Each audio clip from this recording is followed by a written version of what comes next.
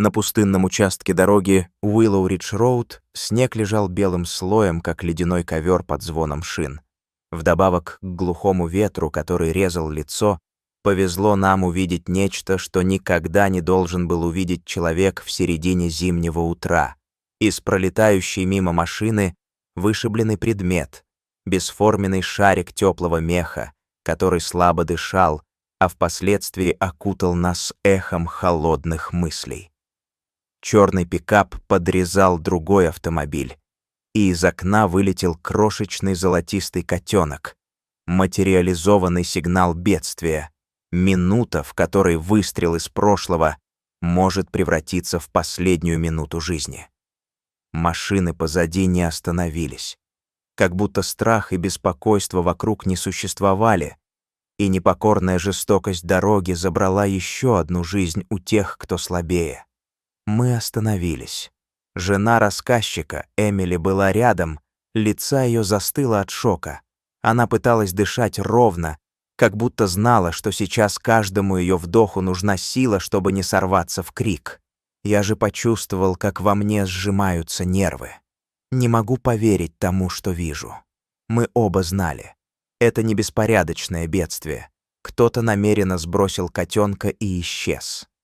Мы подошли к месту, где он лежал на снегу, промокший и едва дышащий.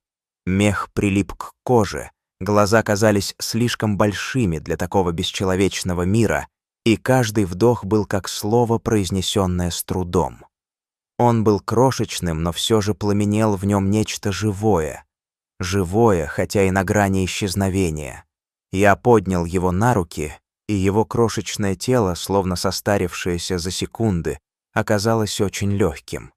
Мы обняли котенка и почувствовали, как его тепло, это маленькое дыхание, стало нашим долгом. Эмили обняла меня за плечи и сказала что-то, что я не смог услышать из-за стука собственного сердца. Она пыталась найти слова в этом холодном мире, где ничто не было предсказуемым, а каждое движение могло стать последним. Но она знала одно — котенок не может выжить без помощи. И мы должны сделать все, что в наших силах. Мы укутали котенка в шарф Эмили, чтобы он не дрожал и не потерял тепло.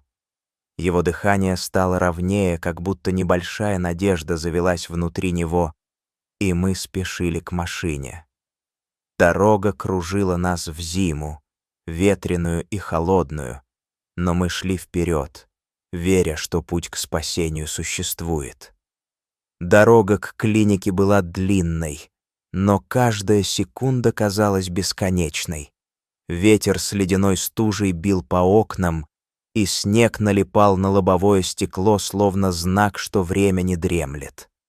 Эмили держала котенка у груди, а я держал руль и думал только о том, чтобы не нарушить баланс жизни и смерти, который сегодня висел над нами. В клинике для животных нас встретил доктор Харлан. Его лицо казалось строгим, но в глазах скрытая доброта, как теплый свет, который помогает пережить ночь. Он сразу взял котенка под руки и начал осмотр. Признаки переохлаждения, слабый пульс, отблеск в глазах. Он видел их по рентгенам молчащей боли.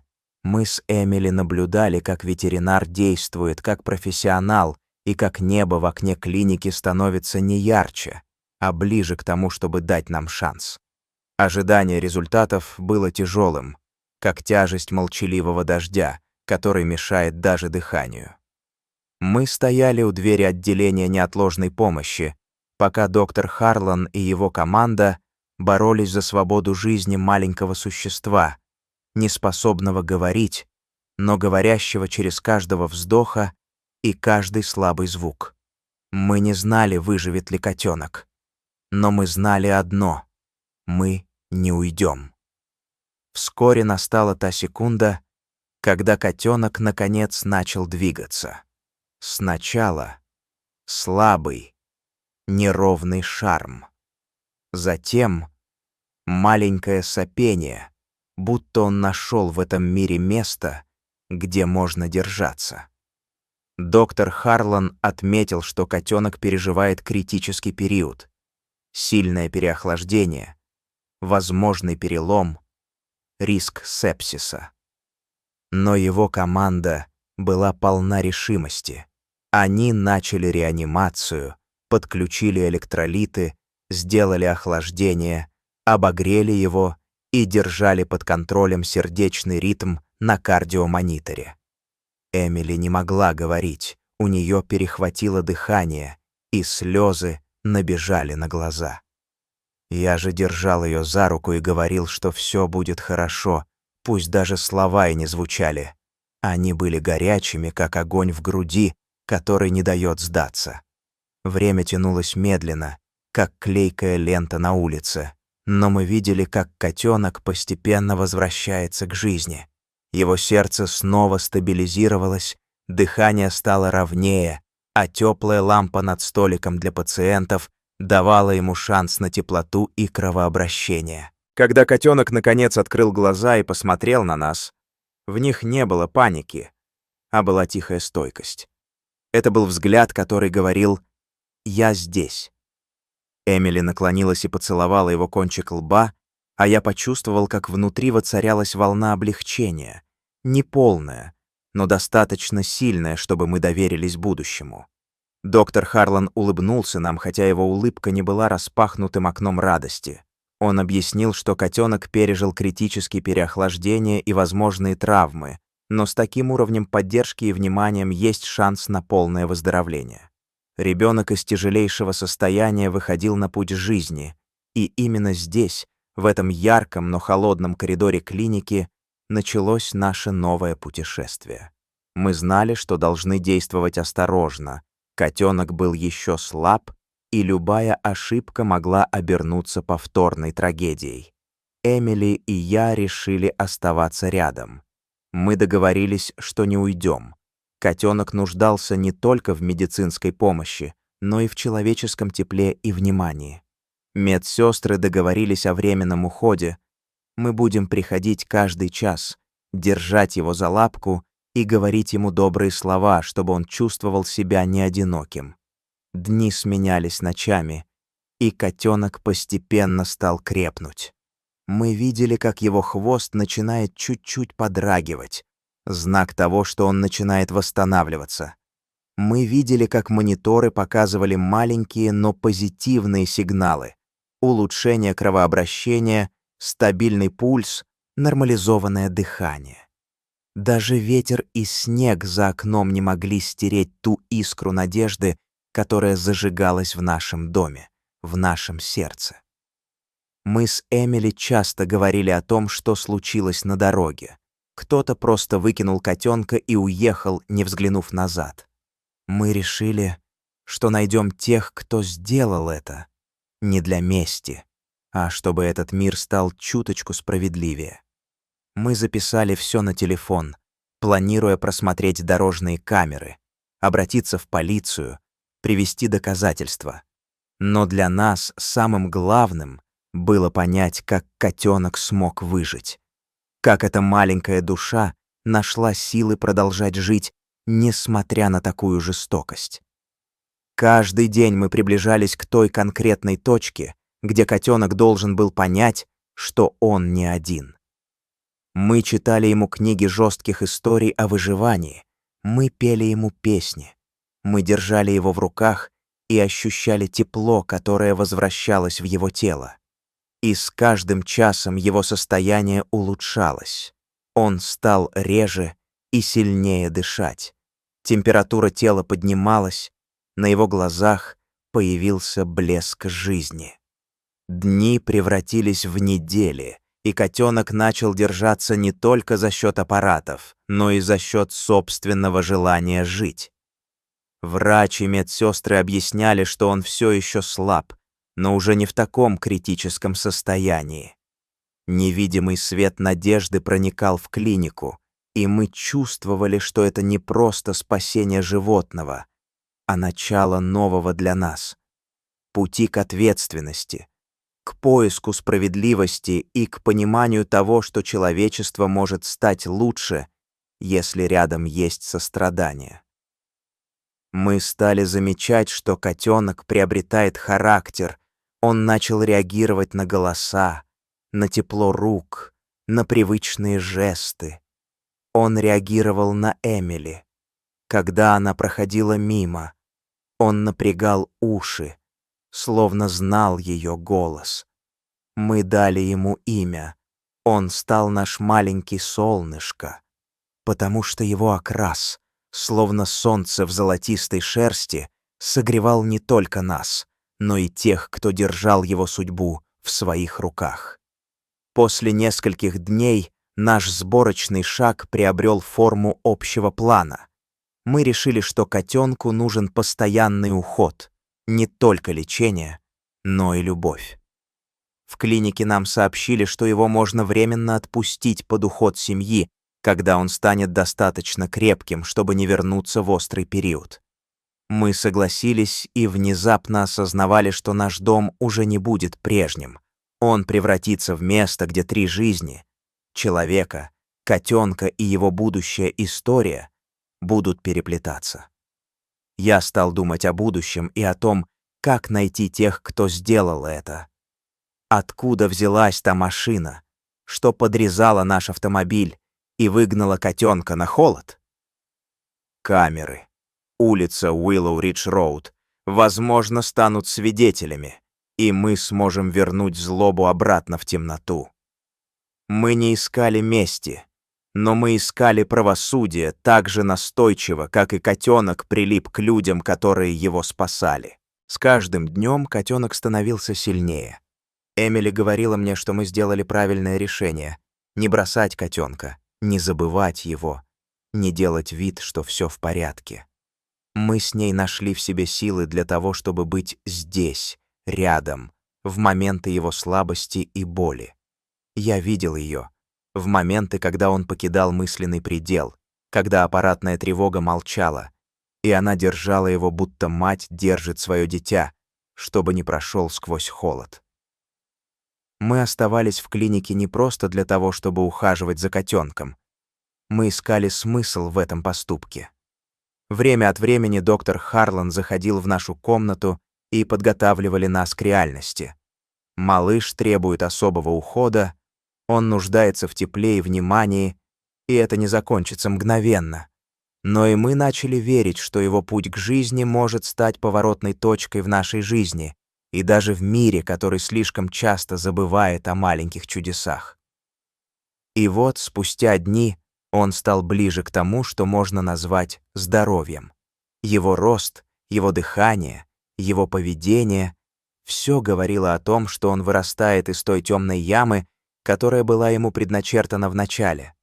Мы видели, как его глаза снова начинают видеть мир ярче, как он реагирует на наши шаги, как он учится держать баланс и держаться за жизнь.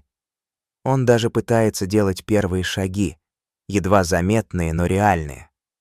И когда ветер и снег наконец-то стихли за окнами клиники, мы почувствовали, что можем говорить о дороге, о том, что котенок может быть выписан и жить дома, и мы будем его окружать всем, что нужно: теплым домом, безопасными дорогами и постоянной любовью. Но мы не забывали о том, что его спасение было не просто ухищрением судьбы. Это было предзнаменование того, что наш мир может стать лучше, если мы будем внимательны к каждому живому существу, которое нуждается в нашей помощи. Солнце, проникшее через стекло, стало символом того, что ветер прошел, и в этот день мы приняли решение. Котенок остается с нами дома, а мы начинаем новую главу своей жизни. Мы подготовили документы, а клиника продолжила наблюдать за его развитием. Мы думали о будущем, о том, что можно сделать дальше. Возможно, найти котенку постоянного опекуна, возможно, найти общественную организацию, которая будет помогать другим животным, оказавшимся жертвами подобного обращения. Мы знали одно — мы не оставим котенка на произвол судьбы. Время шло, и наш маленький герой окреп. Он стал жить в нашем доме, и каждое утро начиналось с того, что он просыпался рядом с нами, как будто благодарил за то, что снова учится дышать и жить. Эмили улыбалась, когда котенок тянулся к ее ладони, а я видел, как в ее глазах появилась новая искра. Надежда на то, что мы сможем завершить то, что начали вместе с ним. Мы нашли в себе силу, чтобы продолжать поиски виновных и поддержку тех, кто готов помогать другим животным в беде. Наше путешествие не закончилось тем, что котенок вернулся к жизни. Это было началом пути к справедливости и ответственности. Мы стали свидетелями того, как одна маленькая душа может принести в жизнь человека не просто радость, а новый смысл. Смысл борьбы за добро и за ненарушенную жизнь каждого существа на этой планете. Мы решили рассказать об этом, чтобы другие люди знали. Неважно, как холодно и как жестока дорога, помощь может стать началом чуда, которое спасает не только котенка, но и людей, которые его любят. Теперь, когда мы оглядываемся назад, мы видим, что каждая секунда, которую мы потратили в клинике, была не тратой, а инвестицией в будущее. Мы верим, что эта история не закончится здесь. Мы продолжаем держать котенка за лапку, следить за его ростом, за его новыми шагами по дому и за тем, как он становится сильнее с каждым днем. Мы продолжим работу над тем, чтобы найти виновных, чтобы этот мир стал местом, где никто не будет выброшен из движущейся машины и оставлен одному обречению. И каждый вечер, когда мы садимся за стол и смотрим на маленького друга, мы понимаем, дыхание спасенного котенка стало тем дыханием, которое перехватило наше сердце и пересобрало нашу жизнь. Мелодия его бодрого пика, звенящая песня о выживании, о верности и о великой силе сострадания звучит в каждом нашем шаге. И мы знаем наверняка, путь не завершен, потому что мы вместе с ним продолжаем жить в мире, который способен любить и беречь каждого. Сегодня котенок растет, теперь это уже не крохотный комочек пульта судьбы, а маленький друг с характером и достоинством, который учится жить. Мы, люди из машины и дороги, стали его семьей. И если дорога снова принесет зло, мы будем помнить те первые секунды на морозе, когда мы шепнули ему: «Мы здесь», и он услышал нас. Мы не позволим забыть тот день, когда мы спасли его, и мы не перестанем верить в то, что доброе сердце способно изменить мир, даже если мир кажется холодным и бездушным. Так начинается история, в которой не просто спасенное существо стало поводом для жизни. Она стала началом того, как мы сами начинаем жить по-новому, внимательнее к каждому дыханию рядом, к каждой истории, к каждому дню, когда мы снова выбираем не сдаваться, а идти вперед вместе с тем, кто верит в лучшее. Именно так, через одного котенка из дороги, мы нашли свое дыхание и свое предназначение.